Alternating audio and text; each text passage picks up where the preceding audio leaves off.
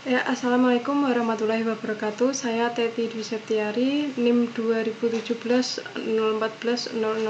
Saya dari Teknik Informatika Universitas Muhammadiyah Yogyakarta. Di sini saya akan menjelaskan secara singkat dan insya Allah jelas mengenai konsep WAN. Saya menuju ke bab ini, kenapa harus WAN? WAN merupakan penghubung dari LAN perusahaan ke LAN jarak jauh di situs cabang dan situs telekomunikasi. Pemilik WAN adalah sebuah penyedia layanan, sehingga perusahaan atau perorangan atau organisasi harus membayar biaya untuk menggunakan layanan jaringan penyedia untuk menghubungkan situs jarak jauh. Kemudian, apakah WAN digunakan atau dibutuhkan?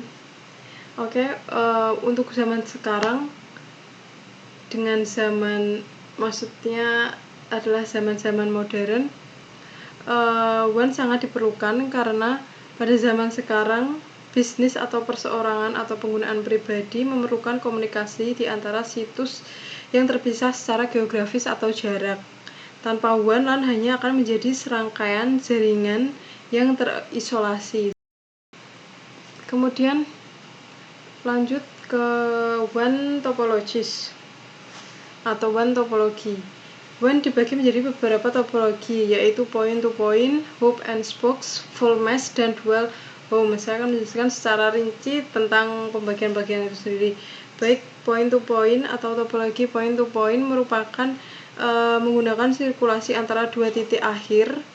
Koneksi topologi ini transparan ke jaringan pelanggan, seolah-olah data hubungan fisik langsung antara dua titik. Ya, dia langsung situs A langsung ke situs B. Jadi dia sangat amat transparan. Kemudian hub and spoke. Topologi hub and spoke antar muka tunggal ke hub dapat digunakan bersama oleh semua sirkuit spoke. Topologi ini juga termasuk contoh topologi home tunggal. Gambar saya akan menunjukkan gambar dari hub and spoke. Jadi seperti ini. Hubnya di sini cuma spoke A, spoke B, dan spoke C. Ya, kemudian langsung saja ke selanjutnya, yaitu full mesh. Saya akan menunjukkan gambar full mesh. Ya, topologi full mesh menggunakan sirkuit virtual.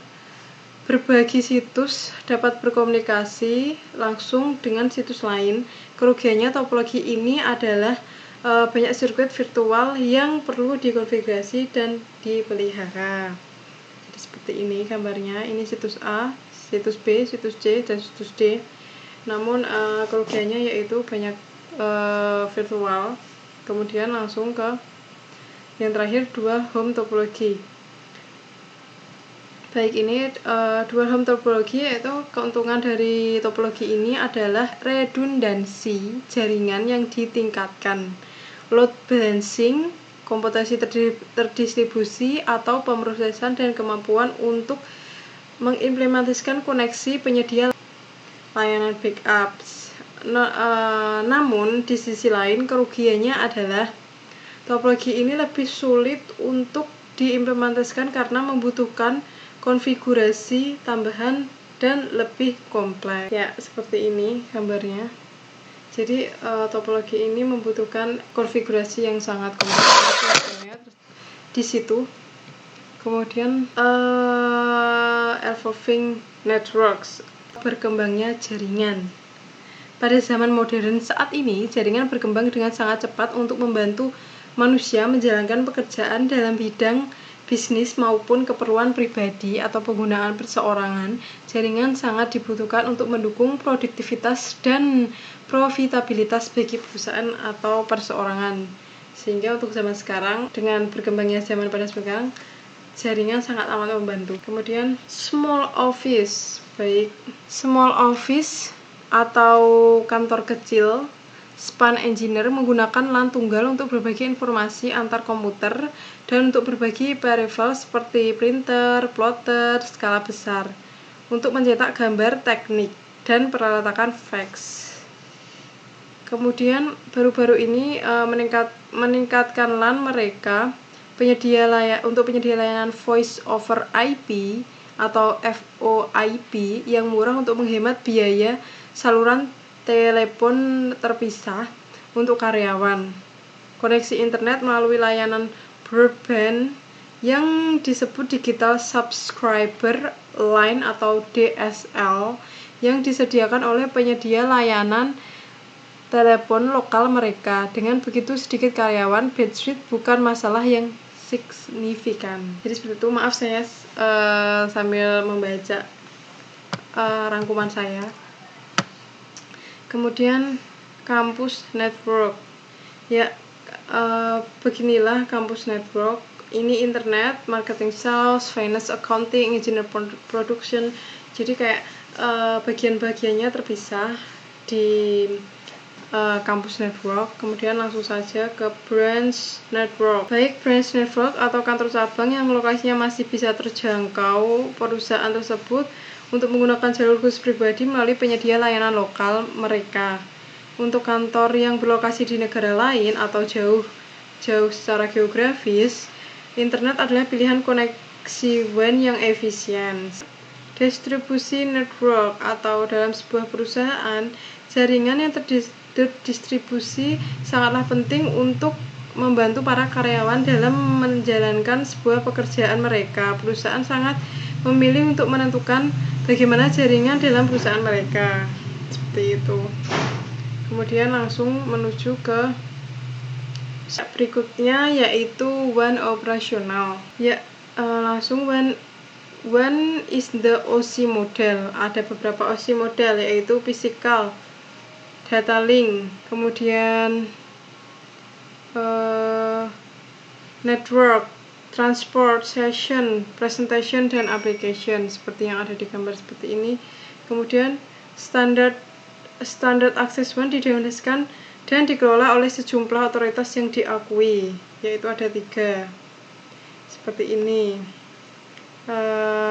Asosiasi industri, organisasi internasional, kemudian Institut Insinyur Listrik, kemudian Common WAN top terminologi. Mohon maaf, lanjut ke Common WAN terminologi. Baik, terdapat beberapa terminologi yang biasa digunakan untuk mengembangkan koneksi WAN, yaitu yang pertama Customer Promise Equipment atau CPE atau peralatan pelanggan. CPE terdiri dari perangkat dan kabel di dalam yang terletak di tepi perusahaan yang terhubung ke tautan operator. Saya jelaskan secara singkat. Kemudian DCE merupakan peralatan pemutus sirkuit data. DCE juga terdiri dari perangkat yang menempatkan data pada loop lokal. Kemudian lanjut ke Dermission Point. Dermission point ini adalah titik yang didirikan di gedung atau kompleks atau memisahkan peralatan pelanggan dari peralatan penyedia layanan. Dan kemudian juga ada loop, central office atau CO, dan toll networks. Ya, kemudian WAN device, ada beberapa perangkat khusus untuk WAN, yaitu dialog modem atau modem dialog, access servers, broadband modem, CSU, DSU, WAN switch, router, Q-router, multiplayer switch. Ya, kemudian langsung, karena ini keterbatasan waktu, yaitu circuit switching. Circuit switching atau jaringan circuit switch adalah jaringan yang membentuk sirkuit atau saluran khusus antara node dan terminal sebelum penggunaan dapat berkomunikasi. Dan paket switching membagi data trafik menjadi paket-paket yang dialihkan melalui jaringan bersama. Jadi seperti ini paket switch network. Kemudian kita lanjut ke selecting WAN topologi atau memilih topologi WAN, yaitu yang pertama layanan WAN. Jaringan penyedia layanan sangat kompleks, sebagian besar terdiri dari media serta optik bandwidth tinggi, baik menggunakan SONET atau SDH standar. Kemudian dari infrastruktur WAN pribadi, ada beberapa infrastruktur pribadi, di antaranya yaitu sewa baris, panggilan, ISDN, frame relay, ATM, Ethernet WAN, MPLS, dan FSAT. Kemudian infrastruktur WAN publik sama hanya dengan infrastruktur publik. Terdapat beberapa infrastruktur publik diantaranya yaitu DSL, kabel, nirkabel 3G atau 4G, seluler, dan teknologi VPN. Kemudian yang terakhir yaitu memilih layanan WAN. Terdapat beberapa tips untuk memilih WAN yang diperhatikan, yaitu satu, memilih koneksi WAN link, dan yang kedua yaitu memilih koneksi tautan. Ya, baik, itulah penjelasan dari saya mengenai WAN konsep. Jika ada salah kata saya mohon maaf. Wassalamualaikum warahmatullahi wabarakatuh.